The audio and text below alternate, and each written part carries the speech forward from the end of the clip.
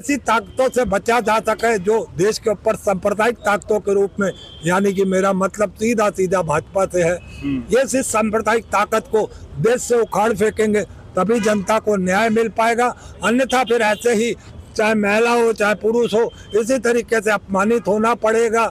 अभी जैसे कि सोफिया मैम के साथ हुआ, अब ओवैसी साहब को पता नहीं कौन सी देशभक्ति सूझी है जो वो विदेशों में जाएंगे मोदी के कहने से, और जैसे ही वो दूसरे देश में पहुंचेंगे इधर से अंधभक्त बोल देंगे कि देखा आतंकियों का भाई को हमने भेज दिया पाकिस्तान के खिलाफ बोलने के लिए। यही कहा था ना सोफिया मैम के लिए कि आतंकियों की बहन को हमने भेजा पाकिस्तान में बम छुड़ाई। वो इस तरीके का आचरण रखने वालों के लिए आप भाजपा के डेलीगेशन के लिए राजी कैसे हो गया अखिलेश यादव जी?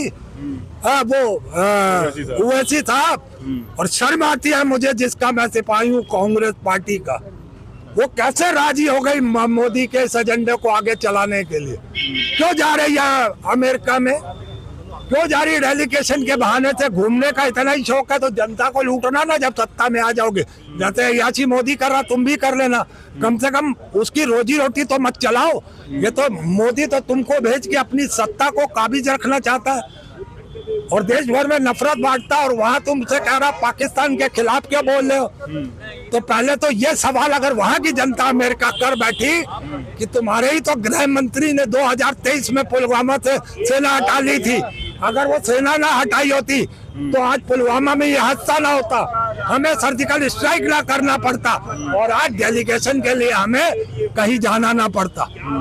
तो ये सवाल तो हम करेंगे ना कांग्रेस से भी, ये सवाल जरूरी है। बिल्कुल। और एक लाइन और सुन लीजिए, आपके चैनल के माध्यम से बड़ी ईमानदारी से कह रहा हूँ कि अगर कांग्रेस वहाँ डेलीगेशन में जाती है तो ये कांग्रेस का एक अदला सा सिपाही उसी दिन कांग्रेस को थूक कर निकल जाएगा, छोड़ देगा पार्टी, अगर ये लोग जाते हैं तो। बहुत सारे सवाल, लेकिन जो उत्तर प्रदेश की दो मुख्य पार्टियां हैं, भारतीय जनता पार्टी और समाजवादी पार्टी, डीएनए एक दूसरे को जानने में उलझी। आपको भी इंटरेस्ट है किसी का डीएनए जानने में? नहीं, जिस तरह की भाषा शैली ये राजनेता लोग बोल रहे हैं तो ये अच्छे लोकतंत्र की तो निशानी नहीं है कि आप पर्सनल जीवन पे किसी भी राजनीति को अपना व्यंग नहीं करना चाहिए। लेकिन समाजवादी पार्टी का डीएनए ही गंदा है, क्योंकि उनकी पार्टी में अपराधी, लुटेरे, बदमाश आप देखते हैं। पार्टी का डीएनए आप जानते हैं? उनकी पार्टी ही गंदी है। जिस तरीके से रामगोपाल यादव जी प्रोफेसर, एक दलित जो भारत की सिपाही थी, उनके ऊपर अभद्र टिप्पणी की है। क्या टिप्पणी की है? उन्होंने उसने चमार कहा है, तो ये कोई अच्छी भाषा है कि हमको तो लगते नहीं कि रामगोपाल यादव जी प्रोफेसर हैं, उनकी डिग्री पे जांच होनी चाहिए। कर्नल को आतंकी तो भाई बहन बता दिया जाता है, वो भी कौन? मध्य प्रदेश के कैबिनेट मंत्री भी बताया जाता है। वही बता, वही मैं इनकी तरफ से, चलिए कोई दिक्कत नहीं, मेरे से कर लीजिए। ये जो विजय शाह जो कि मंत्री हैं मध्य प्रदेश सरकार में भारतीय जनता पार्टी के, उन्होंने सोफिया कुरैशी को, जो कि कर्नल हैं, जिन्होंने प्रेस कॉन्फ्रेंस भी करी, पूरा ऑपरेशन सिंदूर के बारे में बताया, उनको आतंकवादियों की बहन कहा। तो अगर प्रोफेसर साहब गलत हैं समाजवादी पार्टी के, तो विजय शाह के बारे में आपका क्या ख्याल है? जिस तरीके से विजय शाह का के भाषण को तोड़ मरोड़ा गया है, सुनिए, किया गया है, वो नहीं करना चाहिए। लेकिन अगर विजय शाह ने अगर इस तरह की भाषा बोला है, अगर गलत कहा है, तो मैं घोर निंदा करता हूँ कि और उनके साथ एफआईआर भी दर्ज होगी, उनके साथ कार्रवाई भी होगी, निश्चित रूप से होगी। क्यों? कोई भी व्यक्ति हो, चाहे किसी भी राजनीतिक दल का हो, चाहे वो सपा का हो, चाहे कांग्रेस का, सवाल भी तो सुनेंगे आप, थोड़ी ना दिया आप सवाल। मैं कह रहा हूँ कि अगर प्रोफेसर साहब के कहने पे समाजवादी पार्टी का डीएनए गंदा है, तो विजय शाह के कहने पे भाजपा का डीएनए गंदा है कि साफ है? वो डीएनए का विषय नहीं है, वो डीएनए का विषय नहीं है, लेकिन रामगोपाल का डीएनए का विषय है। नहीं, हम रामगोपाल को भी डीएनए के नहीं कह रहे, हम उनके बोली के कह रहे हैं कि वो जिस तरह की प्रोफेसर, एक प्रोफेसर होते हुए अगर आम नेता हो, आम कोई नेता हो कम शिक्षित है वो बोल सकता है कि चलो गलती से जोश में निकल गया, लेकिन पंडित ये राम गोपाल यादव जी एक प्रोफेसर राम गोपाल यादव है, पढ़े लिखे हैं, इनके प्रोफेसर की डिग्री है। पढ़े लिखे नहीं, अरे वो एक नेता है, उनके पास अनपढ़ कैसे है? आप नहीं, आप तो ऐसा बोल रहे हैं कि आप नहीं, वो अनपढ़ नहीं होंगे, लेकिन वो प्रोफेसर और डॉक्टर भी नहीं है। हम भी पढ़े लिखे हैं, मैं प्रोफेसर नहीं हूँ, मैं डॉक्टर नहीं हूँ, मैं ज्यादा पढ़े लिखे नहीं। हाँ, उनके पास तो प्रोफेसर की डिग्री है ना, तो उनको इस तरह की वाणी नहीं बोलना चाहिए। एक शिक्षित एक डिग्री लिए हो आप, एक डॉक्टर हो, एक प्रोफेसर, एक इंजीनियर हो, और वो अगर गलत सलत काम करता है तो उसके पर पहले उंगली उठती है। एक अशिक्षित व्यक्ति अगर कम पढ़ा लिखा अगर कुछ बोल देता तो उसको एक बार माफ भी किया जाए, लेकिन विजय शाह को भी अगर उन्होंने सेना के ऊपर उंगली उठाई है तो निश्चित रूप से कार्रवाई होनी चाहिए, और ये राम गोपाल यादव जी के ऊपर रास्ता लगना चाहिए, निश्चित रूप से रास्ता लगने चाहिए। राम गोपाल के ऊपर रास्ता लगनी चाहिए और विजय शाह के ऊपर नहीं लगनी चाहिए। तो उनके पास तो केस दर्द हो ही रहा है, रास्ता लगी है नहीं जो लग रहा है, इन्होंने तो लगनी चाहिए कि नहीं विजय शाह के ऊपर? अगर उन्होंने गलत कहा है तो उनके पास जो कार्रवाई कोर्ट ने किया है, राजद्रोह का मुकदमा, तो पढ़े लिखे हैं, इनके ऊपर तो रास्ता लगनी चाहिए। जाहिल है क्या विजय शाह? विजय शाह जाहिल है? विजय शाह जाहिल नहीं, आप बोलिए ना। आप तो खाली क्वेश्चन वर्ड घुमा रहे हो, पूछना आप छोड़िए, आप रहने दीजिए। आपका क्या ख्याल है? देखिए, मैं इस पूरे मुद्दे पे मैं ये मानता हूँ, डीएनए की बात हो रही है, किसका डीएनए ज्यादा गंदा है, यही बहस रह गई करने के लिए। देखिए इतना डेप्थ में नहीं जाना चाहिए, क्योंकि डीएनए नेता है कोई, ये साइंटिस्ट तो है नहीं। तो when you enter in DNA section तो उसमें बहुत ज्यादा क्लासिफाइड थिंग्स हैं। पहली बात तो डीएनए किसी कर्म विशेष चीज से नहीं होता, आपका डीएनए एक जेनेटिकली है जो लाखों सालों से चला आ रहा है।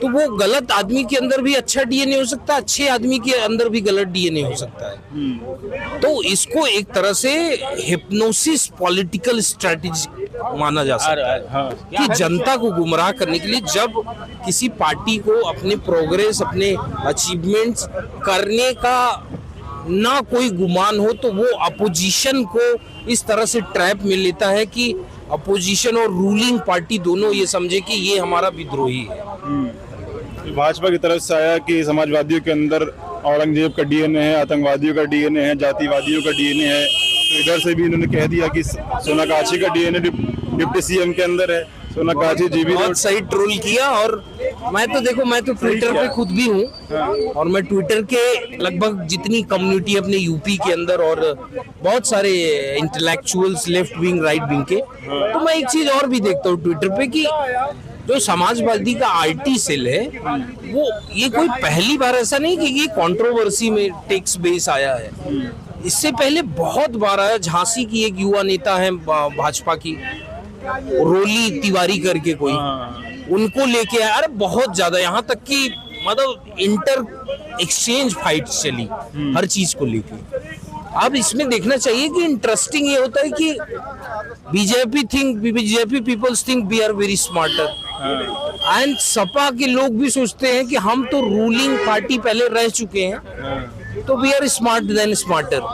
तो अगर इस बीच में लड़ाई हो रही तो देखिए क्या होता है कि समय नुकसान किसको होगा? नफा नुकसान तो यही होगा ना कि अब देखो किसको नफा होगा, मैं वही किसको बता रहा हूँ कि देखो दलित कैटेगरी के नेता बीजेपी में भी हैं, लेकिन सपा ने क्यों नहीं टारगेट किया उनको? क्योंकि अब जो है आप खुद देख रहे हो कि सेंट्रल गवर्नमेंट भी जातिगत जनगणना का अलाइनमेंट कर दिया है।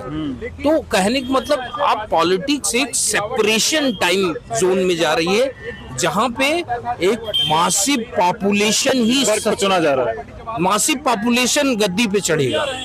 अभी ये ऐसा नहीं रहेगा कि कोई लो पॉपुलेटेड है, हाई प्रोफाइल्ड है, तो they can rule over the every 80%, 40%, 60% majority of. पहले नारा था कि वोट हमारा, राज तुम्हारा नहीं चलेगा। हाँ, पहले के भी लोग दिमागी थे, लेकिन देखिए क्या होता है ना, कहीं न कहीं कोई इंसान गलत भी होता है, कहीं न कहीं अच्छा।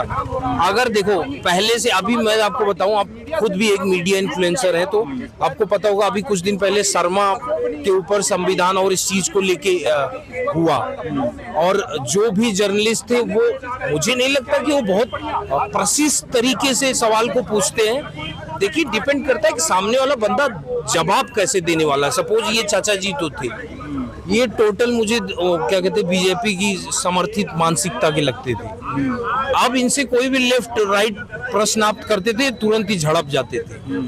लेकिन अब बात को ये आप समझिए कि पब्लिक का जो डोमेन है, डोमेन मतलब ये समझिए पब्लिक के राइट विंग। कल की न्यूज ये आई है कि आकाश आनंद को नेशनल कोऑर्डिनेटर बना दिया गया, जो कि एक बहुत ही बड़े तबके की हिस्से में वोट बैंक है बहुजन समाज पार्टी का। तो अब ये देखा जा रहा है बहुत गिरावट आई है। देखिए गिरावट तब आती है वोटर में जब टेम्परेरी वोटर रहता है। बहुजनों का वोटर फिक्स है, उसमें कुछ नहीं। हाँ, उस वोट को डाइवर्ट किसी तरफ अगर कर दिया जाता है, किसी पॉलिटिकल शार्पनेस या किस तरफ डाइवर्ट हुआ है, क्योंकि बसपा से हटा तो किस तरफ डाइवर्ट हुआ आपको क्या लगता है? देखिए बसपा से हटा तो मैक्सिमम तो भाजपा में ही हुआ। लेकिन अभी मैं एक चीज और देखता हूँ कि फ्रंट फुट पे जो प्लेइंग ग्राउंड था अपोजिशन का, चाहे वो एनसीपी के साथ हो, चाहे कांग्रेस के साथ हो, चाहे एसपी के साथ हो, कांग्रेस का जिनके साथ टाई अप था 2024 के इलेक्शन में, यूपी एक ऐसा स्टेट था। मैं आपको इसके इसलिए आंकड़े ये बता रहा हूं कि अगर इस देश में इस प्रदेश के अंदर सपोज सरकार बदली तो सरकार किसकी बनने की उम्मीद है, ठीक है? तो ये चीजें एक तरह से जोन के बाहर अब जा रही हैं कि अकॉर्डिंग टू पॉपुलेशन ही सकता हो। ठीक है, तो जाति की जनगणना की बात हो ही रही है, कब तक होगी, कितनी संख्या जिसकी भारी होगी उसके हिसाब से देखा जाएगा। डीएनए पर हम लोग बातचीत करने के लिए आज यहाँ पहुंचे थे, लेकिन आप लोग जनता को सुनिए और समझने की कोशिश कीजिए कि डीएनए पे बात करने में रुचि इस प्रदेश की जनता को है नहीं। तो चाहे वो समाजवादी पार्टी हो, चाहे भारतीय जनता पार्टी हो, जो लोग आतंकवादियों का डीएनए ढूंढ रहे हैं और औरंगजेब का डीएनए ढूंढ रहे हैं, सोनाकाछी जीबी रोड का डीएनए ढूंढ रहे हैं, उन लोगों को ये बात समझ में आनी चाहिए कि किसी को किसी का डीएनए जानने में इंटरेस्ट नहीं है। लोग चाहते हैं कि इस प्रदेश में रोजगार हो, विकास हो, सड़कें बने, फ्लाईओवर बने, मेट्रो जो जहां तक लेजी छोड़ के गए तो इससे आगे बनने की कार्रवाई शुरू हो, जाति की जनगणना की बात हो रही है, इन तमाम मुद्दों की बातचीत हो रही है, लेकिन डीएनए पे बात करने का खास इंटरेस्ट उत्तर प्रदेश की जनता को नहीं है। आप लोग क्या सोचते हैं, अपनी राय कमेंट बॉक्स में दीजिएगा। फिलहाल ये वीडियो में खत्म कर रहा हूँ, आप लोगों से मुलाकात अगली वीडियो में होगी। जुड़े रहे हमारे साथ, तब तक के लिए नमस्कार।